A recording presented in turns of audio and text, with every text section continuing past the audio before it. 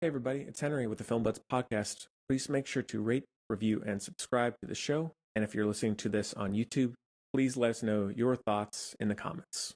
Thanks. 90. Let's get to The Marsh King's Daughter, which is now on Hulu currently. And it came out in, I think, mid to late 2023. I think. Could be wrong on that, but somewhere around there. It's a 2023 film at least. It's directed by Neil Berger. Stars Daisy Ridley of Star Wars fame, Ben Mendelsohn, Brooklyn Prince, Gil Birmingham, Garrett Hedlund, and a few others. And the synopsis is a woman seeks revenge against the man who kidnapped her mother. So I had heard about this one for a while, kind of saw it pop up on certain lists and on Letterboxd and things. And I'm from the South, I'm from North Carolina, and just naturally, I guess, I really love Southern Gothic murder mystery sort of things, like even like True Detective, that True Detective sort of vibe, which this movie definitely has. I love like swampy marshland, backdoor sort of mystery stories and stuff. I just naturally cling to that location and, setting and style. I'm a big fan of that.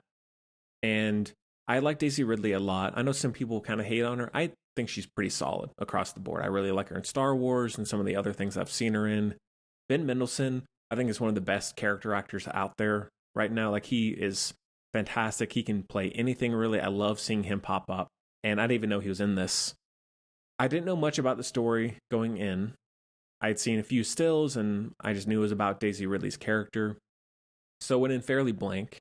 And I think it's okay. I know some people were being sort of harsh on it.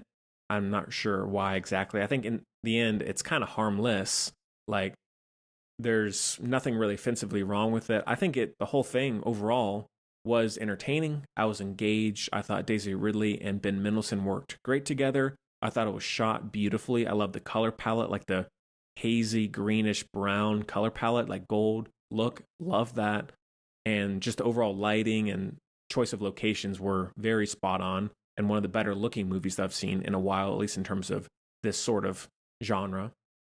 The opening sequence, I won't spoil it too much, but I really like seeing her as a kid and that reveal of the family and Ben Mendelsohn teaching Daisy Ridley to like hunt and all these things. And then there's a big blow up moment and her trying to move on from all of that and him coming back into her life. I think all that worked well. I don't think that there's anything amazing in this movie. Like, there's nothing I'm like, you have to see this scene or this performance, whatever. Like, there's nothing like that. It just does everything fairly competently.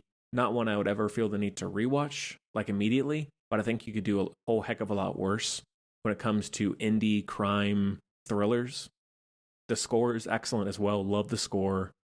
I think the final act is very solid with Daisy Ridley and Ben Mendelsohn. And I think it really does make good use of the Marshland title. I really like that. And the overall concept, I think, does work in terms of an abuser or anyone in that sort of vein and coming back into someone's life, and that person who has been victimized and abused having to suddenly change their life, maybe reveal some secrets to their new family or friends, whoever. And I guess in some ways, almost like with her, like a Stockholm syndrome sort of thing, and all those questions that come with that. So I think it did work. I wish it could have been even better. So I'm like, all right, this is such an underrated movie. Like, you have to see this. It's not quite there, but I was with it to the end. And so I think if you're on the lookout for a good indie movie, a good crime movie, just a cool character piece, something unconventional, a little refreshing in terms of how simple it is. It's not super flashy, nothing like that. I think you should check it out. It is easily accessible if you have Hulu by chance, or the Disney Hulu package. Check it out. I'm excited to see what else Daisy really does with the rest of her career, because I think she has good range and I like her as a lead actor. So yeah, that one is a heavy 3 out of 5.